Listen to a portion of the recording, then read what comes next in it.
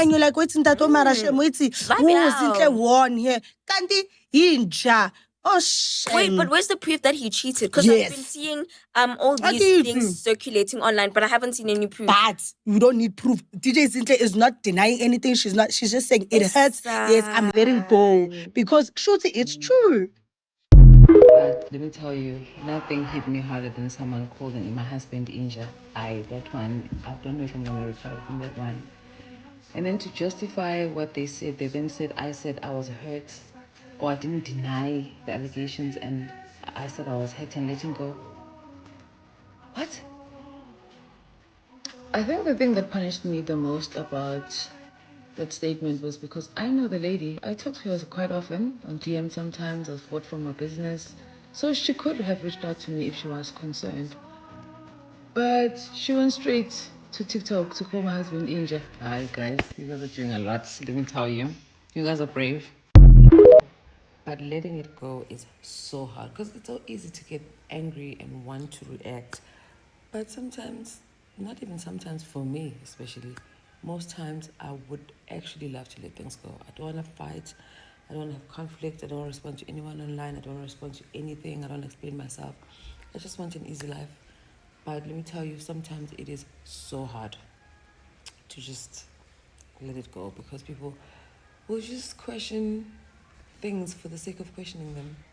Sanibonani. So on this particular clip that I have inserted in the beginning, DJ Zinhle ukhala ngokuthi like sizwile emalangeni adlulile kukhulunywa ke ngokuthi umyeni wakhe uyajola uthandana namantombazana asema-university into ekanjalo. Ngiluzibile lolu daba lokugijima around kuthiwa ke Meadowbanks oyindoda ke ka-DJ Zinhle is cheating with the school, I think university students, ngoba nentombazane eyayipostiwe lana kuthiwa ke yona ke uMeadowbanks ajola nayo, futhi ngathi indaba zaphuma nje noMusa Khawula nguyena wa-report ukuthi uMeadowbanks is cheating on uDJ Zinhle. Wabuye wazo-reporta futhi ukuthi in fact it's not only Meadowbanks who's cheating, uDJ Zinhle naye she's also cheating with some millionaire men or billionaire men, whatever it is. Angazi ukuthi Musa Khawula usuke ezithatha lezo ndaba into ekanjalo bafethu. So okuyiyona into bebelokhu betrendile ke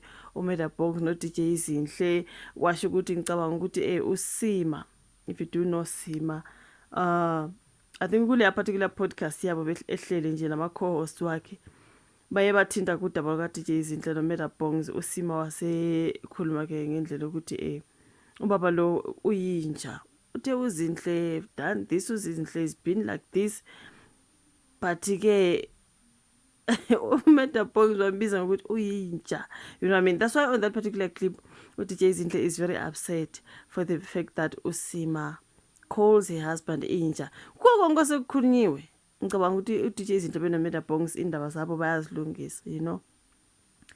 Angazi mhlambe abaningi bethi sisuke sicabanga ukuthi nje base kuthiwa okay, this man is cheating, this wife is cheating, abantu bazohlukana kanjani, but kubonakala ngathi uDJ Zinhle is out here speaking for her man, protecting umshado wakhe nakho konke. Kukhulunywa kwapost intombazana, abantu belokhu bethi oh she is young, DJ Zinhle is older than Meadowbanks. Kulokhu kufakwe le ndaba zama-age ukuthi uDJ Zinhle umdala ke kunobhuti, like indaba ye-age angazi ukuthi besiyisaphi indaba ye-age. Kwakhulunywa ngoMeadowbanks ne-cheating ukuthi ujola nengane encane kuno-DJ Zinhle. So okay, she's older, she's this and that. So kungena indaba zobonang nabo AKA, like a whole lot izinto ebezilokhu nje kukhulunywa ngazo in this particular saga of Meadowbanks cheating on uDJ Zinhle. You know what I mean?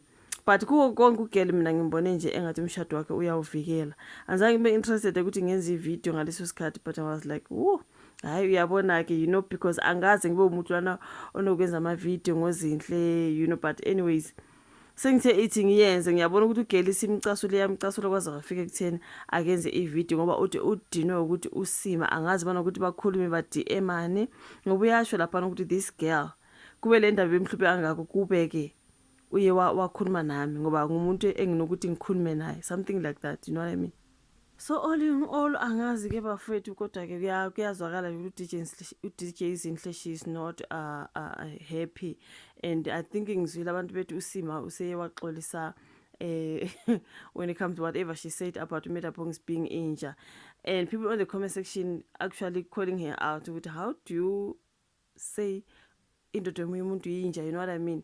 It was wrong for her to say that, but mangabe ke uzitholile indlela zokuthi axolise ku DJ Zinhle, that will be better. Axolise ngoba akubiza umuntu ngenja bafethu and indoda yomunye umuntu, you know what I mean? But yeah man, ikhona ebengithi asikhulume ngakho le video. Bebekhulumile lapha nephepheni kodwa bebekhuluma ngokuthi DJ Zinhle nomyeni wakuMetabongs sebegcine bephendulile ngezinsolo ezilokhu ke senziwa ke ekhasini lomgosi kaMusa Khawula. So bachaza ukuthi uMusa Khawula wabuya nalopho udaba lukaMeda, wabuya nalopho udaba luka DJ Zinhle, yonke leyo nto bafethu. So yeah man, but ekugcineni I think uDJ Zinhle will make sure she protects umshado wakhe, no matter how people drag her, comparing her to intombazana le isasencane, whatever the situation is okusalayo indoda yakhe bashadile. All the best to them bafethu. Ngiyajabula kakhulu because they are not abalandeleli kakhulu umgosi we-social media. Uze washo my address uSima wathi, I've been quiet ngingaphenduli, but the fact that umuntu abiza indoda yami ngenja, you know what I mean, ikhola agcine ephendule khona ucasule nje ukuthi uMetabongs yinja. But anyways, konke angazi bafethu, that is the matter that has been trending when it comes to Metabongs, kuthiwa ke he is cheating on his wife uDJ Zinhle. But I say big ups to her because ngimbona ngathi uyayisupport indoda yakhe konke, even though Musa Khawula came to say naye she's cheating. I do not know how true is that, but all in all for mina nje, all the best to them. Asethembe bazozilungisa indaba zomshado wabo, bangayi kakhulu ngo social media because you know what I mean. But anyways, ngiyabonga kakhulu ukuthi ubuke ivideo, ku like, subscribe, share, asihlangane kwezayo. Bye.